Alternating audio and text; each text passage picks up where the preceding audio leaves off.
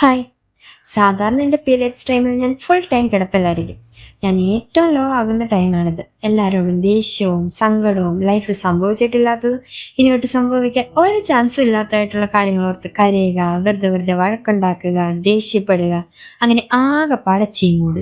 ഈ ടൈമിൽ ഞാൻ പട്ടീനെ നോക്കിയിട്ട് ഇത് പൂച്ചയാന്ന് പറഞ്ഞാലും എൻ്റെ വീട്ടിലുള്ളവർ അതങ്ങ് സമ്മതിച്ചു തരും. ബിക്കോസ് അവർക്കറിയാം അത് സമ്മതിച്ചില്ലെങ്കിൽ അവിടെ എന്താ നടക്കാൻ പോകുന്നതെന്ന്. വീട്ടിലെ സമാധാനം ഓർത്തിട്ടാന്ന് തോന്നുന്നു അവരും അതങ്ങ് സമ്മതിച്ചു തരും. ഇതൊക്കെ തന്നെയാണ് ഇത്രയും വർഷങ്ങളായിട്ടും റിപ്പീറ്റ് ആയിട്ട് നടന്നുകൊണ്ടിരിക്കും. ഇത് ചിലപ്പോൾ എൻ്റെ മാത്രം കാര്യമല്ലായിരിക്കും, ഒരു 99% സ്ത്രീകളുടെയും കാര്യം ഇങ്ങനെയൊക്കെ തന്നെ ആയിരിക്കും. ഇതൊക്കെ ആലോചിച്ചപ്പോഴാണ് എനിക്കൊരു ബോധോദയം ഉണ്ടായത്. ഞാനെന്തിനാ ഇങ്ങനെ എല്ലാവർക്കും നെഗറ്റീവ് കൊടുക്കുന്നത്? ഇപ്പോൾ നമ്മളെ നമ്മുടെ വീട്ടുകാർ സഹിക്കുമായിരിക്കും. പക്ഷെ അതുപോലെ എല്ലാവർക്കും നമ്മളെ സഹിക്കാൻ പറ്റണമെന്നില്ലല്ലോ.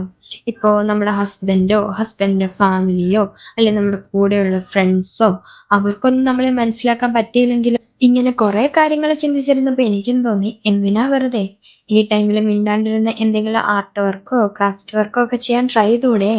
ബിക്കോസ് ക്രാഫ്റ്റ് ചെയ്യാനൊക്കെ ഒത്തിരി ഇഷ്ടമുള്ള ആളാണ് ഞാൻ. അപ്പോൾ പിന്നെ എന്തുകൊണ്ട് ട്രൈ ചെയ്തുകൂടാ?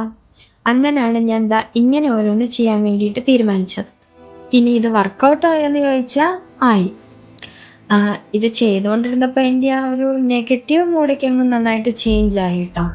പിന്നെ പെയിൻ അത് ശരിക്കും ഞാൻ മറന്നുപോയെന്ന് പറയുന്നതായിരിക്കും ശരി.